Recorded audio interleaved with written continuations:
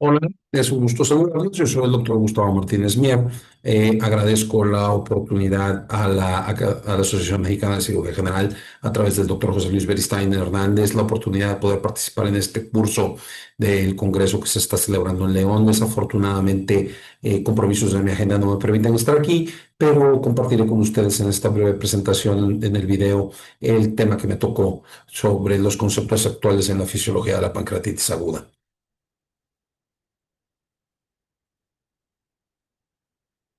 No tengo ningún conflicto de interés que declarar para esta plática. Y bueno, tendremos que entender que dentro de la fisiopatología de la pancreatitis aguda, tenemos que entender lo que es la fase temprana. Y la fase temprana es básicamente la lesión de las células acinares. Eso es lo que inicia la pancreatitis aguda. El alcohol y otros insultos interrumpen la función celular. Eso lleva a la liberación de enzimas y a la fusión de lisosomas.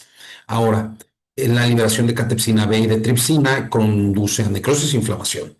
Y esto genera estrés en el retículo endoplásmico y la acumulación de ROS o Reactive Oxygen Species o especies reactivas de oxígeno. Y estas ROS, ¿verdad?, contribuyen a la muerte celular. Ahora, que para poder entender esto sobre la pancreatitis aguda, me detengo a decirles qué son los ROS o las especies reactivas de oxígeno o Reactive Oxygen Species, como lo quieran ver. Los ROS son oxidantes generados por el oxígeno molecular. Incluyen especies reactivas de nitrógeno, de azufre y de carbono, entre otros. Estas son un subproducto del metabolismo celular normal y durante la inflamación en condiciones fisiológicas se regula la señalización celular, pero sin embargo en concentraciones altas como procesos inflamatorios de la pancreatitis son dañinas y producen estrés oxidativo. Y los principales esterols son el anión superóxido, el peróxido de nitrógeno y el radical hidroxilo. Ahora, ¿qué es el estrés oxidativo? Pues es un desequilibrio entre el sistema antioxidante y la generación de los ROS o Reactive Oxygen Species. Activan vías de señalización y que contribuyen al daño e inflamación del páncreas y la inflamación sistémica. Este estrés oxidativo, esta producción de ROS lleva a una disfunción mitocondrial, a estrés del retículo endoplásmico y al influjo de iones de calcio. Y eso es lo que hace que el calcio caiga en la pancreatitis. Hay marcadores de estrés oxidativo como es el MDA, el superóxido de dismutasa y la capacidad antioxidante total. Ahora, ¿qué función tienen los ROS en la inflamación? Pues las células inmunitarias activan la inflamación mediante citoquinas y a través del ROS. Los ROS dañan el ADN, dañan las proteínas, dañan los lípidos y afectan la expresión de estos genes. Y los ROS pueden tener influencia en la actividad de la santina de oxidasa.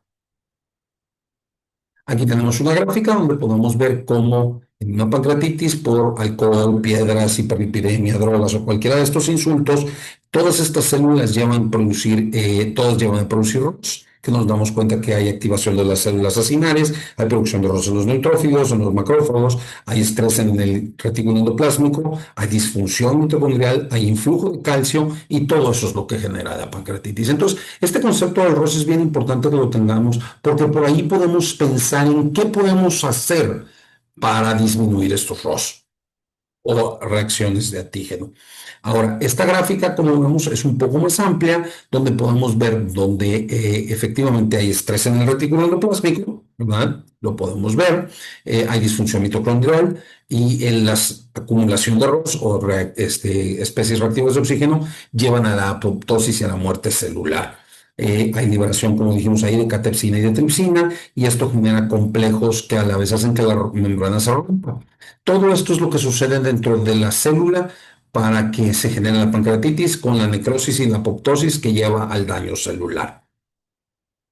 Ahora, eso es con respecto a la inflamación, pero también tenemos alteraciones del metabolismo, básicamente del metabolismo de las grasas. Y la activación anormal de la lipasa es un factor clave. En el caso de las pancreatitis por hipertrigliceridemia, estas conducen a lipotoxicidad a través de ácidos grasos libres. Estos interrumpen las membranas celulares, las disrupcionan, como lo vemos ahí abajo, aumentan el calcio intracelular y activan un mecanismo conocido como el inflamosoma NLRP3. Esto genera más inflamación, más estrés oxidativo y más necrosis, como lo vimos en la diapositiva anterior, la cual estoy regresando. Ahora, aquí tenemos, nos damos cuenta en esta diapositiva como el inflamosoma 3, NLRP3, que se activa a través de alteraciones en el DNA y a través de la mitocondria pueden generar alteraciones en las citoquinas, en la caspasa, en las interleuquinas, lleva a liberación de citoquinas hacia la célula externa y también los ROS o las especies reactivas de oxígeno lo pueden alterar. Todo esto lleva a la inflamación, a la necrosis y eventualmente a la apoptosis.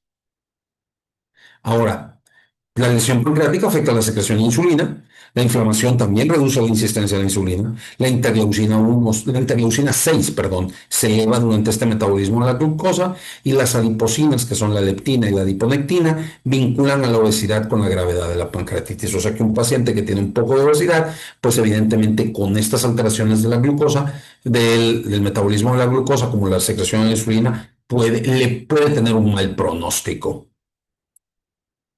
Y en el aminoácido, los aminoácidos, pues el estrés del retículo endoplásmico inhibe la síntesis de proteínas en las células acinares.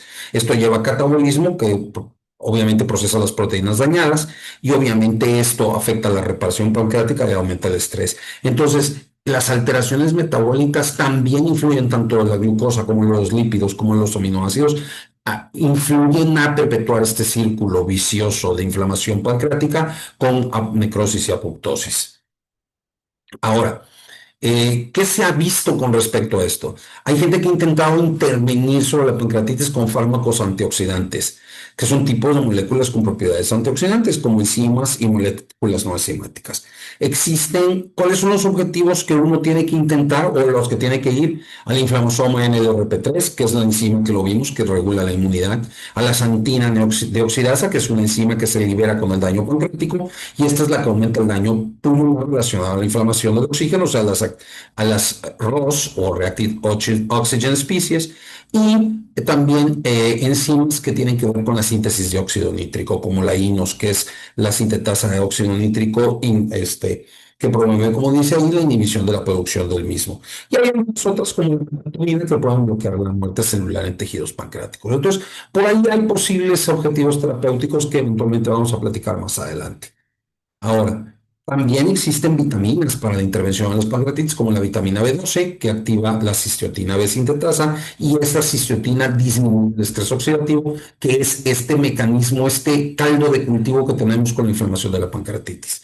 La vitamina C puede reducir la necrosis pancreática inhibiendo la activación plaquetaria, elimina los radicales libres y reduce la inflamación y mejora la microcirculación. También la vitamina E protege las membranas celulares y reduce los mediadores inflamatorios. Ahora, ciertas intervenciones, obviamente que tiene que ver el control de la hiperglicemia con insulina, puede reducir la inflamación y mejorar la función pancreática. Algunas gentes pudieran ver la metformina para mejorar la sensibilidad a la insulina, o los agonistas GLP. Estas son pequeñas cosas que la gente se le ha ocurrido en base a todo lo que platicamos de fisiopatología pancreática, cómo pudieran ayudar en el tratamiento de la pancreatitis aguda. Terapia combinada de insulina y heparina con hipertrigliceridemia por el metabolismo que platicamos de los lípidos, ¿verdad? Se usa para la reducción de triglicéridos y en hipertrigliceridemia grave, disculpen. Y obviamente la insulina activa la LPL y esta LPL pues obviamente tiene que ver con la disminución de los hipertriglicéridos, aunque en realidad existen controversias de la heparina en el largo plazo.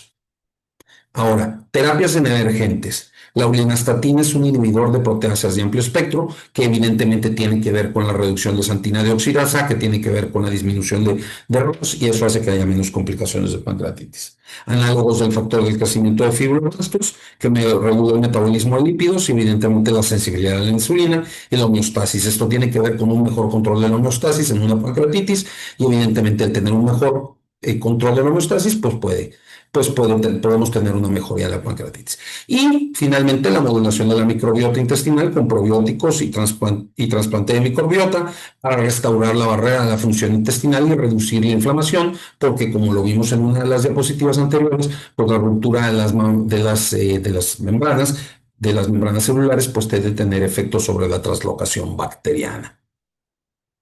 Ahora, esta diapositiva nos dice algunos efectos que hay contra diferentes cosas. Efectos antisecretores que disminuyen las enzimas. Desafortunadamente, no todos han tenido tan buena efectividad. Esta es una revisión de 2019 donde buscamos, donde ellos se dedicaron a buscar ensayos aleatorios controlados con respecto a la utilización de diferentes cosas. Las diferentes cosas que se utilizaron, pues bueno, fue para uno, buscar disminución en la secreción de enzimas pancreáticas con glucagón, calcitonina, somatostatina, que fueron inefectivos. Hay inhibidores de proteasa, que ya lo platicamos, la uninastatina tiene buenos resultados, pero sus beneficios es todavía controversiales, es básicamente inhibición de proteasas que obviamente disminuyen las citoquinas inflamatorias, que son las que tienen que ver con el daño pulmonar. Hay antioxidantes, los cuales también han sido, no hay datos, no han sido efectivos. Actualmente la revisión, este artículo de 2019 nos platica un poco de los supositorios de indometacina, pero ya existe evidencia al día de hoy de que la indometacina tiene un factor protector en la pancreatitis post-CEPRE. A lo mejor no en todas las pancreatitis, pero sí por lo menos en la post-CEPRE. Los antibióticos y los probióticos, pues evidentemente no son efectivos, ¿verdad? Pues obviamente ya lo hemos platicado mucho y yo creo que en el transcurso del curso habrán visto que los antibióticos en pancreatitis aguda solamente cuando tengamos necrosis pancreática infectada. Y existen algunos otros moduladores que podemos ver, moduladores de las plaquetas, moduladores de la proteína C, que no tienen datos efectivos. Entonces, nosotros, ¿a dónde nos detenemos? Es importante conocer esta fisiopatología de la pancreatitis para poder entender hacia dónde podemos incidir como agentes terapéuticos. Desafortunadamente, no hemos tenido suficientes resultados en estudios aleatorios controlados que nos puedan ayudar. Entonces, ¿qué conclusiones podemos tener de los nuevos conceptos o los conceptos actuales de fisiopatología? Pues que el daño celular acinal produce inflamación en necrosis, que hay un ambiente de estrés oxidativo que lo generan los radicales libres o los ROS, Reactive Oxygen Species, los cuales causan el daño celular y generan, perpetúan un estrés oxidativo, los cuales pues obviamente pueden tener más daños. Hay cambios metabólicos tanto en el metabolismo de lípidos, glucosa y aminoácidos y esto empeora el daño pancreático. ¿Y qué podemos tener como tratamientos y terapias emergentes? Pues buscar antioxidantes, vitaminas, terapias en el control del metabolismo de la glucosa, análogos del factor de fibroblastos y modulación de la microbiota. Estos son tratamientos y terapias que todavía no tienen efectividad probada en estudios aleatorios controlados, pero es a donde entonces fisiopatológicamente nosotros, una vez que conozcamos a dónde está el daño pancreático en las células acinares, pudiéramos influir. Muchísimas gracias por la oportunidad, es un gusto saludarlos y esperemos que no tengamos ninguna duda. Muchísimas gracias, que estén muy bien.